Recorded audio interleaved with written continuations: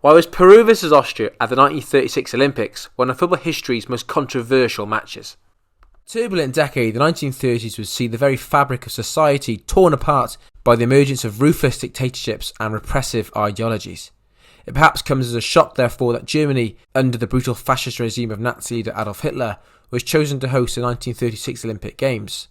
Centred in the eastern capital of Berlin, the Summer Games proved an opportunity to demonstrate Germany's rebirth to the watching world.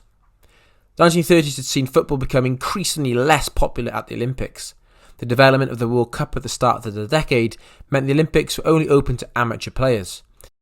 Even though there was a lack of recognisable faces, the absence of the Games professionals would help the final tournament to be incredibly competitive, with the forthcoming World War II's key nations all taking part in Berlin.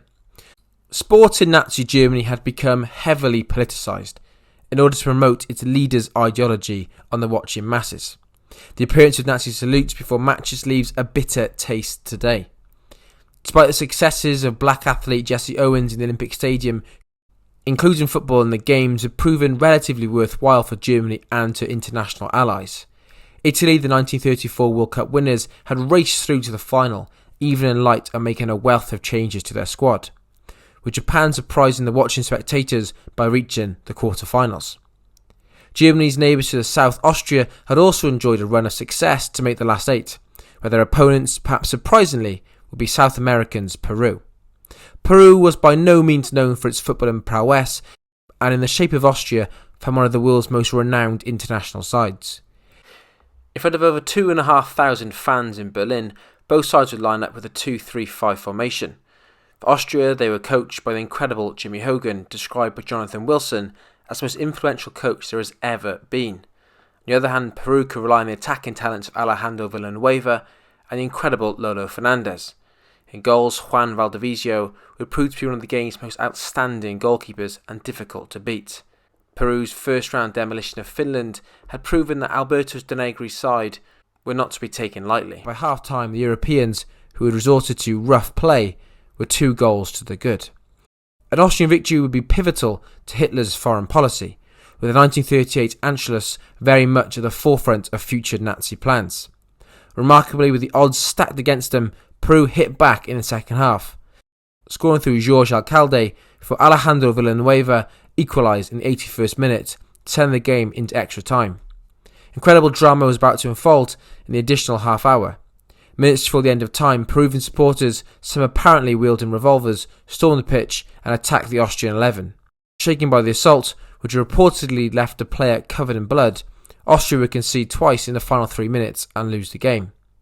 Peru's national celebration would be cut short after the game's dramatic climax, as the complaint was lodged and upheld, leading to an arranged rematch. Peru refused to play, arguing that the denial of their legitimate victory had been merely an example of a latter-day colonialism against South American nations. In Peru, anti-German sentiment was rife. Political leaders would do little but intensify the feeling of robbery throughout the country, eventually withdrawing their entire delegation from the 1936 Olympics. It has been argued that the outrage may well have been exaggerated by those at the top, with national elections just around the corner. This has done little to quell conspiracies regarding possible Nazi involvement in the farce. Some historians have suggested that propaganda minister Joseph Goebbels, fearing an Austrian exit, had prompted the invasion, and that the Peruvian supporters may have not been native to South America after all. Austria would go on to win the silver medal at the Games in a final acceptable to the Nazi regime. Gold medalist Italy would promote their triumph as one of national victory and further proof of Mussolini's government that theirs was a country to be regarded above all else.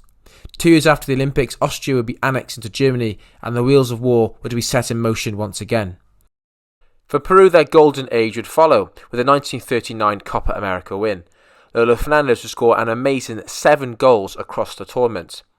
However, a relatively barren spell would come before Peru qualified for the 1970 World Cup. Superstar forward Teofilio Cubillas would become the nation's star with 10 goals across the 1970 and 1978 World Cups. What this incredible match shows is that sport and politics are intrinsically linked. This has continuously been seen in World Cups, with 1978, 2018 and the 2022 World Cups all being prime examples of sports washing. Peru vs Austria has never been played since, but we really hope in the future it is played once more.